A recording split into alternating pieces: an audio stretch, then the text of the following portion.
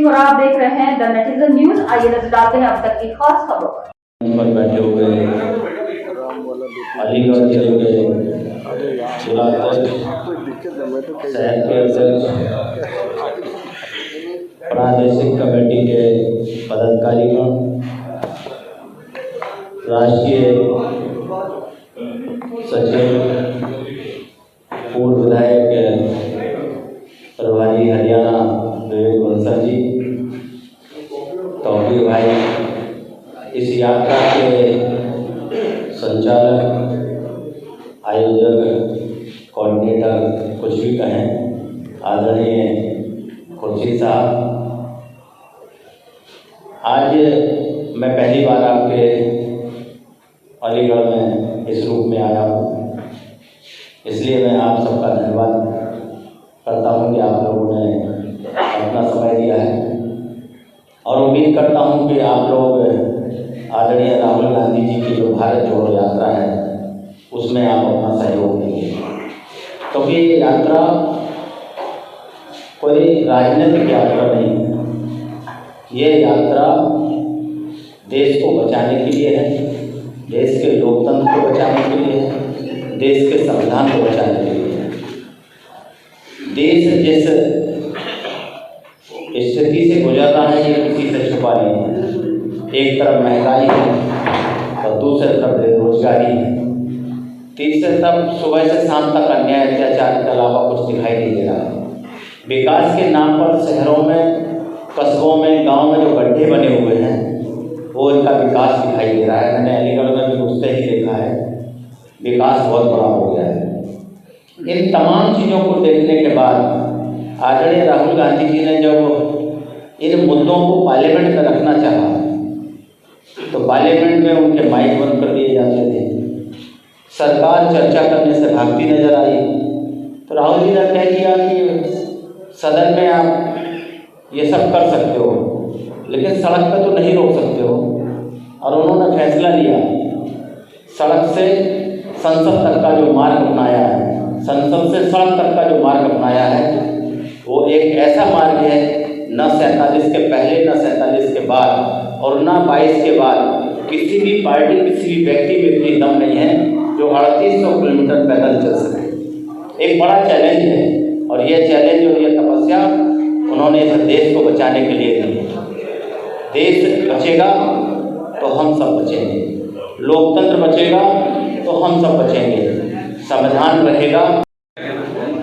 कानून व्यवस्था है क्या यूपी में? कानून नाम की कोई चीज़ है क्या?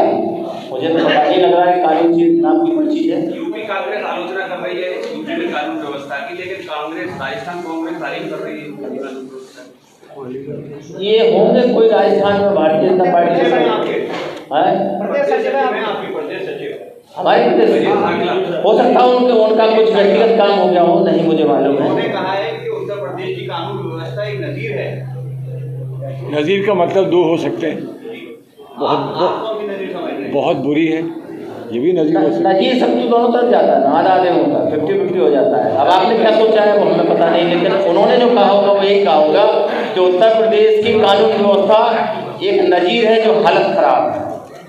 जैसे भारत जोड़ो यात्रा चल रही है, कांग्रेस जोड़ने के लिए, क्या कांग्रेस को आपस में जोड़ने के लिए समय समय पे घटना है तो जनमानस तक खबर जाएगी, और जब जनमानस तक खबर जाएगी तो निश्चित जनमानस के अंतर्कंठ में है कि देश को बचना चाहिए, लोकतंत्र को बचना चाहिए, संविधान रहना चाहिए, कानून का राज होना चाहिए।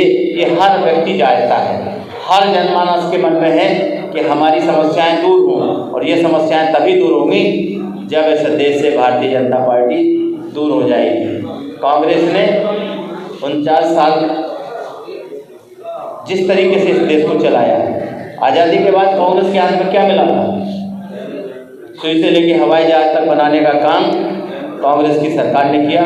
इस देश को मजबूत बना करके अमेरिका के बराबर खड़ा किया है, कांग्रेस ने किया है। जो हाल आज है उस हाल को देख करके हर व्यक्ति कहीं ना कहीं सोचता है कि अब तो हमारा देश कैसे बचेगा। देश को बचाने के लिए हम सब मिल करके राहुल जी के साथ चलें। इतनी सी बात कहने के लिए मैं आपके बीच में पहुंचा था। सभी पत्रकार साथियों को मेरी तरफ से, कांग्रेस पार्टी की तरफ से बहुत बहुत धन्यवाद। आने वाले नए साल की शुभकामनाओं के साथ मैं अपनी बात खत्म करूँगा। धन्यवाद। अगर क्या पूछ रहे हैं आप, पूछिए। बात सुनिए, अगर आपने देखा है और पढ़ा है जो मैंने कहा तो मैं जवाब दूंगा। अगर आपने किसी और का देखा और पढ़ा है तो मैं जवाब नहीं दूंगा। मैं बता रहा हूँ, लेकिन आप उसको मान लीजिए तब। मैं ये कह रहा हूँ कि तुलना भगवान के साथ किसी की ना हो सकती है, ना मैंने की है, लेकिन भगवान के आचरण और भगवान की जीवनी से कुछ सीख ली है हमने, कि वो भारत की संस्कृति है। और वो सीख ये ली है कि आपको अगर अपने किसी महान नेता का आपके किसी आदर्श का अगर कहीं मैसेज पहुंचाना है तो उसकी खड़ाओं के समान बन के जाओ या उसकी खड़ाओं ले जाओ। तो मैंने ये अगर कहा कि मैं खड़ाओं लेकर आया हूँ, हम सब खड़ाओं लेकर आए हैं, तो उसका मतलब ये नहीं कि खड़ाओं जिसकी लाया हूँ वो भगवान राम है।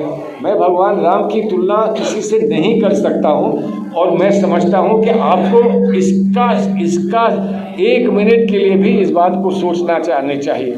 भगवान की तुलना में तो महात्मा गांधी से किसी की तुलना नहीं कर रहा हूँ, मैं तो किसी और बड़े व्यक्ति से किसी की तुलना नहीं कर रहा हूँ, लेकिन मैं कह रहा हूँ कि उनका आशीर्वाद जो मिला है पूरे समाज को, उसमें से अगर कोई चीज़ हम लेकर अगर अपने सार्वजनिक जीवन में ला सकते हैं और सार्वजनिक जीवन का कल्याण कर सकते हैं तो उसमें किसको आपत्ति हो सकती है। मैं इसमें एक चीज कह दूं, अरे पंडित जी एक चीज, ये यूटर्न है। भगवान राम का अपमान मत करिए, यूटर्न नहीं लूँगा। मैंने कहा है कि मैं सम्मान करता हूँ, भारत की संस्कृति है। ये वो महान, सुनिए, ये वो महान शक्ति है जिसको इकबाल ने इमाम हिंद कहा था। पहले इकबाल से कहिए वो वापस ले लें, तब हम आपसे बात करें।